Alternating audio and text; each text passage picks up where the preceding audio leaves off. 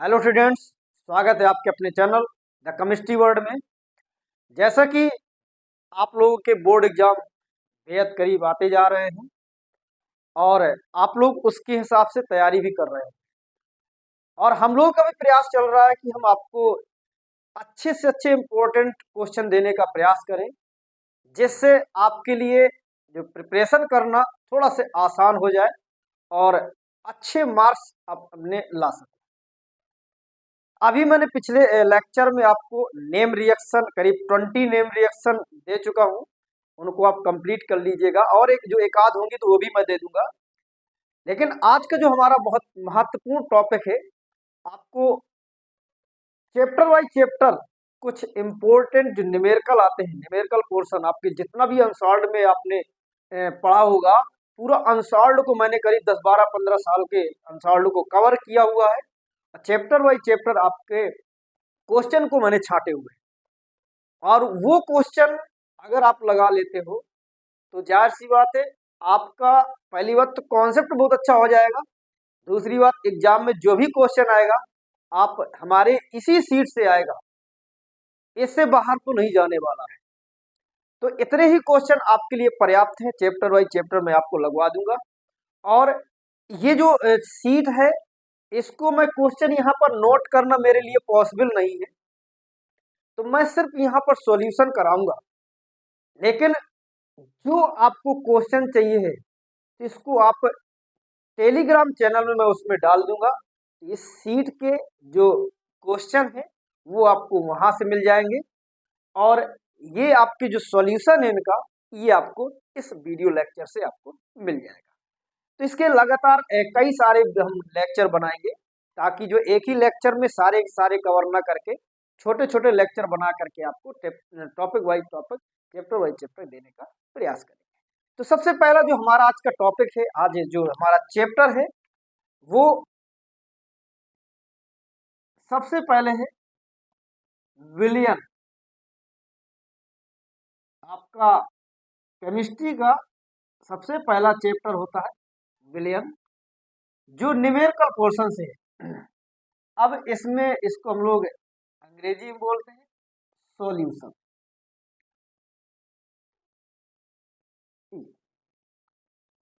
जिसमें से सबसे पहले क्वेश्चन की यदि हम लोग बात करते हैं,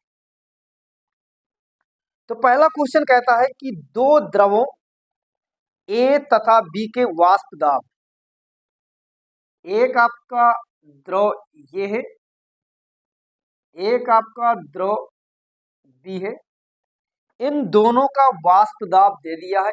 इसको दे दिया है 80 mm और इसका दे दिया है 60 mm।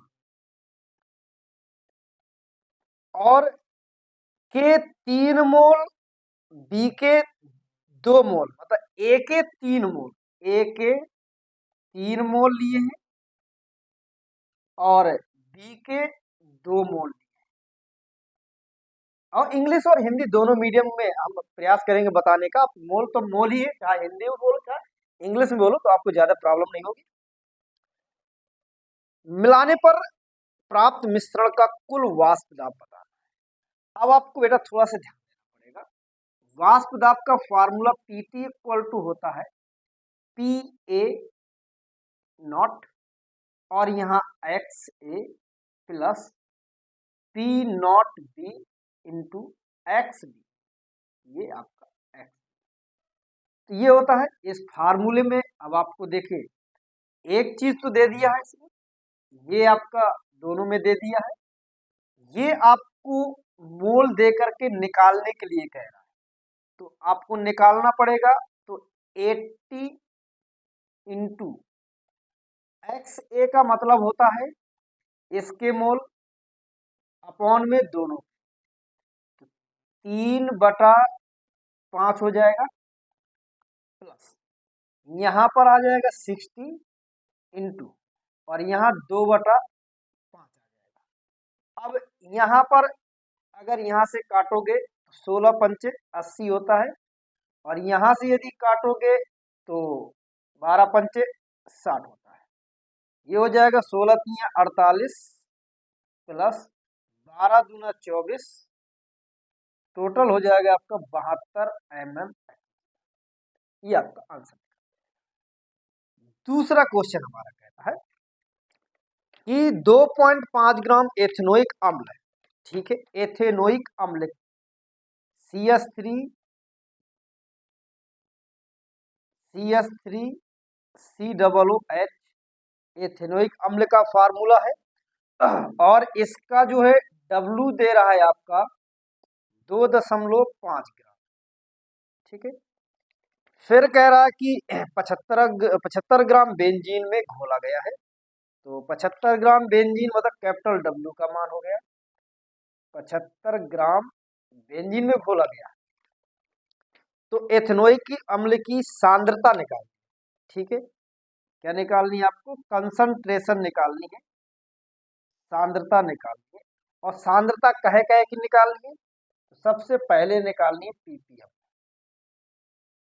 और पीपीएम में यदि सांद्रता निकालनी है तो आपको फार्मूले जरूर याद होने चाहिए। तो कहता है कि विलेय के मोल, तो 2.5 हो गया बटे विलियन के मोल, तो ये आपका विलायक है, ये आपका विलेय है, दोनों को जोड़ना पड़ेगा। तो ये हो जाएगा 75 प्लस 2.5 गुणे 10⁻6। अब बेटा कैलकुलेट करोगे तो इसका जो आंसर है 3.2 इंटू 10⁶ ppm हो सकता है। ये कैलकुलेशन बेटा आप लोगों को खुद करना है। अगर ऐसे कैलकुलेशन करेंगे थोड़ा से वीडियो लेक्चर हमारा बड़ा हो जाएगा और मुझे अपलोड करने में थोड़ा प्रॉब्लम होती है, इसलिए मैं आपको आंसर बताता जा रहा हूँ। हो सकता है एक दो आंसर में कहीं डिसबैलेंस हो, मिस्टेक हो, तो आप कैलकुलेट जरूर कर लेना, ये आपकी रिस्पॉन्सिबिलिटी थोड़ा बनती है मेरे साथ। दूसरा नंबर का है आपका कह रहा है कि मूल अंश निकालना, मूल अंश। तो मूल अंश का मतलब होता है मूल प्रभाव से। क्या होता है? मूल अंश का मतलब होता है मूल प्रभाव से। तो मूल प्रभाव निकालना है तो आपको क्या करना पड़ेगा? एन निकालना पड़ेगा पहले। जब एन निकालोगे एथेनोइक एसिड का, तो ये आपका हो जाएगा, स्मॉल w दे रहा है 2.5, इसका होता है 60। तो ये एन हो गया। कैपिटल एन बेंजीन का है, तो बेंजीन का दे रहा है 75 और बटे वो होता है उसका 78। दोनों के मोल निकल आए, हमें मात्र इसका निकालना मोल प्रभाव XCH3COOH का निकालना। जिसका निकालना है उसका ऊपर रख दीजिए अपॉन 60 और दोनों का नीचे रखना है। 25/7 2.5 हो गया प्लस 75/78 हो गया। तो ये आपका निकल गया। तो ये आपका जो भी आंसर आएगा, तो मूल अंश का आंसर 0.96 आपका आएगा, चेक कर लीजिएगा। थर्ड नंबर में जो आपका कह रहा है कह रहा कि द्रव्यमान प्रतिशत, द्रव्यमान प्रतिशत की जब बात कर रहा है तो द्रव्यमान प्रतिशत का फार्मूला होता है विलेय का भाग 2.5 बटे विलियन का भाग, तो 75 प्लस 2.5 गुणे, अब यहाँ पर आपको परसेंट निकालना है तो गुणे आपको क्या करना पड़ेगा? 100 करना पड़ेगा। जब कैलकुलेट करोगे तो इसका जो आंसर आएगा 3.2 आपका। फिर कह रहा है फोर्थ नंबर में आपका कह रहा है मोललता की गणना करनी है। तो मोललता का फार्मूला, मोललता का फार्मूला होता है small w small M capital W। Small w 2.5 बटे एम एथेनोइक एसिड का 60 गुणे कैपिटल W। अब आपको 75 ही रखना है, 75 हो गया है। कैलकुलेट करोगे आप लोग तो 0.56। अब ये ग्राम में दे रहा तो थोड़ा इसको किलोग्राम में आपको चेंज करना पड़ेगा, तो ऊपर 1000 का गुणा कराना पड़ेगा। ठीक है, कैलकुलेट करिएगा, ये आपका आ जाएगा मोलल में। तो ये आपके दूसरा क्वेश्चन हो गया। इसके बाद तीसरा जो क्वेश्चन हमारा दिया हुआ है, थर्ड नंबर का क्वेश्चन है, कह रहा है कि 45 ग्राम एथिलीन ग्लाइकॉल, स्मॉल डब्लू 45 ग्राम एथिलीन ग्लाइकॉल का फार्मूला दे दिया इसने, C2H6O2 दे दिया है 600 ग्राम जल में, तो कैपिटल डब्लू 600 ग्राम हो गया है आपका। फिर इसके बाद आपका कह रहा है कि विलयन का हिमांक, विलयन का हिमांक TS आपको कैलकुलेट करना है। फिर कह रहा है कि हिमांक के अनुमान डेल्टा TF ये निकालना है, दोनों आपको निकालना है। और KF का मान यहाँ पर दे दिया है 1.8। तो जाहिर सी बात है आपको ये निकालना है, तो डेल्टा TF बराबर होता है जाकर के KF into small W into 1000 बटे यहाँ पर M इंटू कैपिटल डब्लू। तो ये आपका यहाँ से थोड़ा सा मैं ऐसे तो डेल्टा TF KF का मान 1.86 गुणे स्मॉल डब्लू का मान 45 दे रहा है गुणे 1000 हो जाएगा बटे M का मान आपका इसका निकालना, तो इसको निकालो बेटा 62 आया करता, थोड़ा से आपको जोड़ लेना है। अगर देखो 12 दूना 24 हो गया, प्लस 6 हो गया, प्लस जाके 16 दूनी 32 हो गया, तो 6 4 10 2 12 और 3 4 4 2 6 62 आएगा। तो ये आपका कैपिटल डब्ल्यू दे रहा है 600। जब इसको कैलकुलेट करोगे तो इसका आंसर आएगा 270.90, 270.90 के आएगा।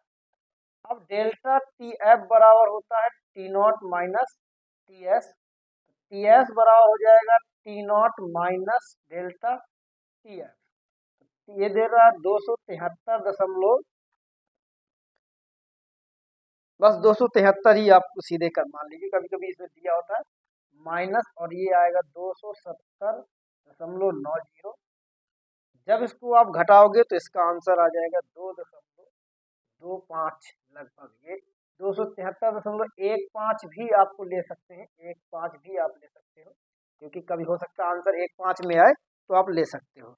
तो केल्विन आपका ये हमारा आपका तीसरा सवाल है। सभी बेटा क्वेश्चन है जो आपके बोर्ड में आए हुए हैं, एक बिल्कुल ध्यान से देखिएगा और ध्यान से समझिएगा। आपको जाहिर सी बात है सारे के सारे डाउट, कोई भी डाउट हो आपको सारे के सारे डाउट क्लियर करके आपको यहाँ पर हम देंगे। इसके बाद नेक्स्ट है हमारा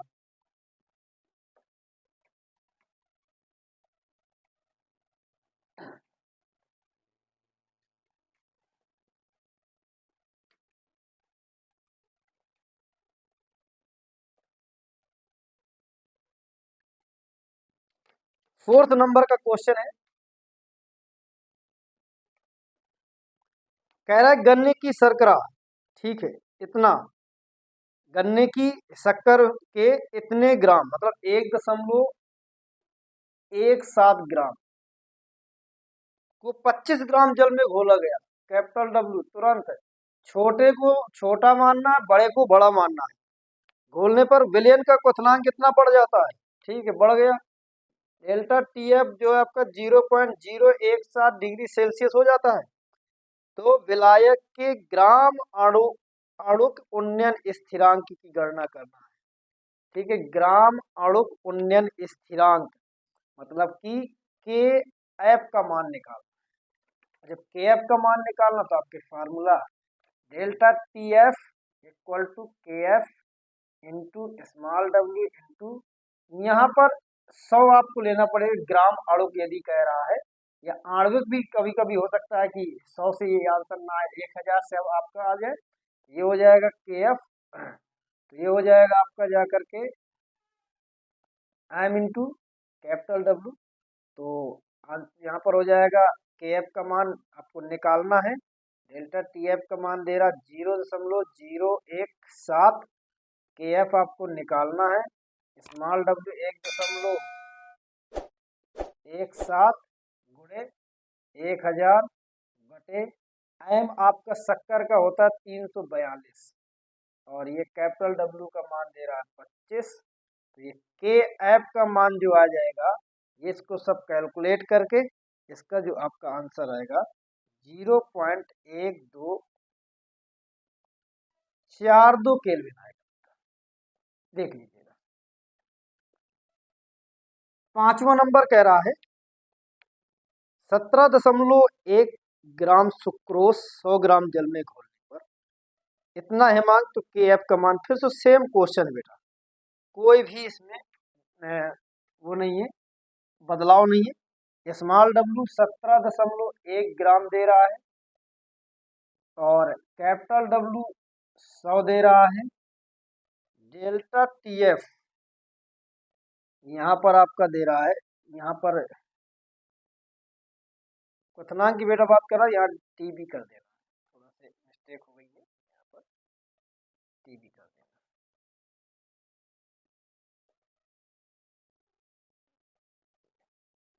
अब इसमें हिमांक की बात कर रहा है, तो ये हो गया टी एफ इक्वल टू दे रहा 0.93 डिग्री सेल्सियस।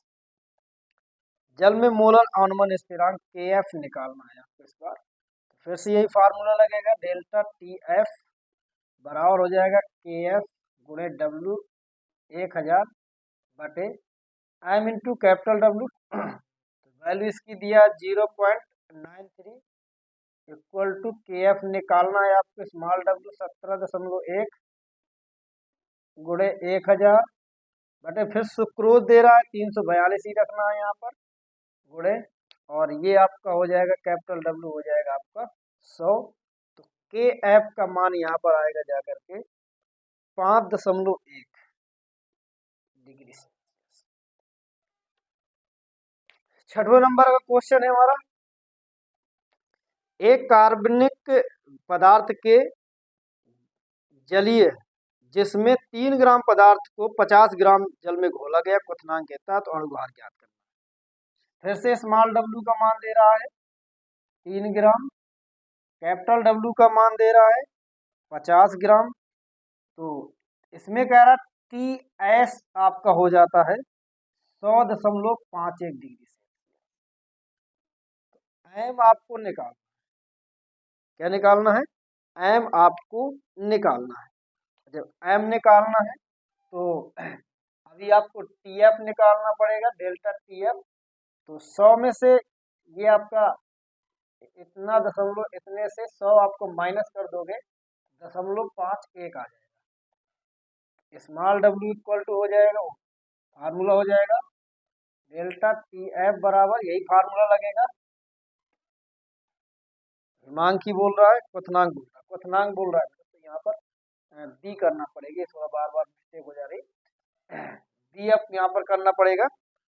तो जाकर के ये हो जाएगा K B into small W into 1000 बटे, और ये हो जाएगा आपका एम इंटू कैपिटल डब्ल्यू। तो डेल्टा टीबी का मान 0.51 दे रहा है, के बी का मान आपको नहीं दिया है। तो के बी का मान जब ना दिया हो तो आपको क्या करना, 0.51 ही मान लेना यहाँ पर, और स्मॉल डब्ल्यू का मान दे रहा है आपका 3, और ये हो जाएगा आपका 1000, और ये आपका हो जाएगा जा करके एम की वैल्यू आपको निकालनी है, कैपिटल डब्ल्यू का मान आपका 50 है। जब ये कैलकुलेट करोगे तो आंसर आपका आएगा 60, कितना आ जाएगा, 60 आ जाएगा। इसके बाद ये आपके 6 क्वेश्चन मैंने आज आपको करा दिए। इसके बाद नेक्स्ट क्वेश्चन आपके जो 6 के आगे वाले हैं वो हम कल करते हैं। तो आप पहले इतने को कवर करिए, क्योंकि बार बार क्वेश्चन रिपीट होंगे और इनको आपको थोड़ा से ध्यान दे करके कर लेंगे। तो बाकी के जो क्वेश्चन है अगर मैं उसमें टेलीग्राम में डाल दूंगा इसका वो, तो आप कर भी सकते हो, जरूरी नहीं कि मैं सॉल्व कराऊं तो ही आप कर पाओ। अगर आपको इतने क्वेश्चन आपको सही समझ में आ जाएंगे तो अन्य क्वेश्चन आप खुद कर सकते हो। तो इसके बाद नेक्स्ट क्वेश्चन जो हमें 7 से हम नेक्स्ट वीडियो में आपको देंगे। धन्यवाद।